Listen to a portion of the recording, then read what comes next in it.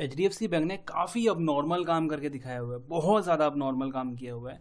Detail में अगर देखें यहाँ पे निफ्टी बैंक निफ्टी दोनों ग्रीन में क्लोज किया है। इवन निफ्टी ने तो लगभग 12-13 दिन बाद जाके आज फाइनली ग्रीन किया है, बहुत ज़्यादा अच्छा। ऑल ओवर अगर पोर्टफोलियोज देखें तो सब ग्रीन में था, बट बैंकिंग सेक्टर में मेनली एचडीएफसी बैंक अच्छा खासा नेगेटिव आज इसने रोल प्ले किया हुआ है।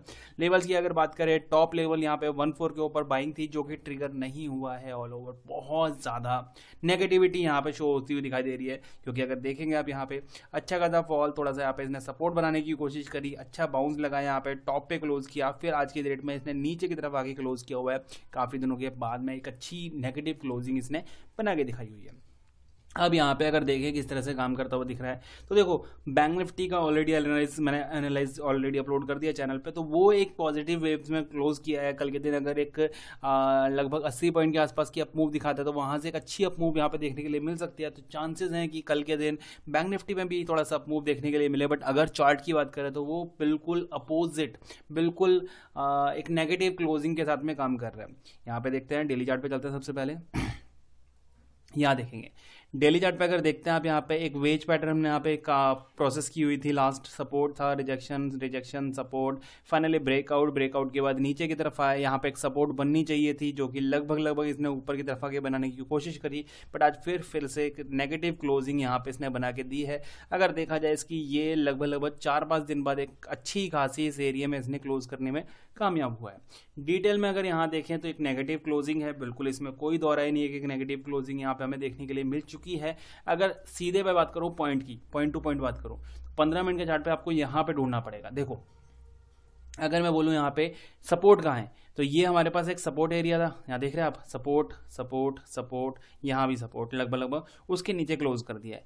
मतलब अगर कल के दिन मॉर्निंग में ही इस सपोर्ट के ऊपर निकल जाता है, देन एक इकलौता चांस है कि यहाँ पे फिर अप मूव देखने के लिए मिल सकती है। 96 मैं बोलूँगा आपको, 1696। इनकेस अगर 1696 के ऊपर अगर ये काम करना शुरू में ही, मतलब ऐसा नहीं कि लंबा टाइम के बाद में, जल्दी से जल्दी ये 96 के ऊपर अगर निकल जाता है, देन यहाँ पे हम इसको बाइंग के लिए देख सकते हैं। अदरवाइज अगर कल के दिन फ्लैट ओपन हुआ, नीचे की तरफ निकलता है, तो फिर एक सेलिंग की अपॉर्चुनिटी भी हमें देखने के लिए मिल जाएगी। दूसरा, ये जो ट्रेड लाइन मैंने ड्रॉ की हुई है, देख सकते हैं रिजेक्शन है। फाइनली अगर कल के दिन यहाँ से अप मूव निकलती है, ये वाला पॉइंट ज़्यादा आपको 96 के ऊपर बाइंग के लिए यहाँ पे एक बढ़िया मौका देखने के लिए मिल सकता है। तो 96 हमारा यहाँ पे एक पॉइंट निकल चुका है बाइंग साइड के लिए कि 96 के ऊपर हम बाइंग करने वाले हैं। सेलिंग की अगर बात करूँ अभी एग्जैक्ट अगर देखा जाए, एक सेकेंड, हाँ यहाँ से अगर देखा जाए सेलिंग के लिए ये एरिया आपको दिख रहा होगा, ये वाला एरिया। मतलब ऑल ओवर मैं आपको सीधे बोलूँ कि कल के दिन अगर फ्लैट ओपन होकर फिर से नीचे की तरफ निकलता है, इस एरिया को ब्रेक करता है, तो फिर यहाँ पे चांसेस बन सकता है कि 75 और 70 को ये टेस्ट करने के लिए एक बार ट्राई किया जा सकता है। तो कल के दिन ध्यान देना। अगर नीचे की तरफ की बात करूँ, 83 के नीचे अगर निकलता है कल के दिन, 83 के नीचे अगर निकलता है, तो फिर यहाँ पे एक सेलिंग साइड के लिए हम ट्रेड करने के लिए बिल्कुल रेडी बैठे हुए हैं 83 के नीचे। और 96 के ऊपर बाइंग तो है ही है, राइट। 96 के ऊपर बाइंग, 83 के नीचे शॉर्टिंग, ये प्लान फिक्स है। बाकी डेली चार्ट की अगर मैं बात करूँ तो हमें चाहिए एक बढ़िया क्लोजिंग। इनकेस अगर यहाँ पे बढ़िया क्लोजिंग नहीं मिलती है, तो फिर चांसेस बन सकते हैं कि जो नीचे की तरफ आगे जो सपोर्ट है, फिर से ये सपोर्ट को एक बार टेस्ट करने के लिए ये वाला पॉइंट जो है टेस्ट किया जा सकता हो।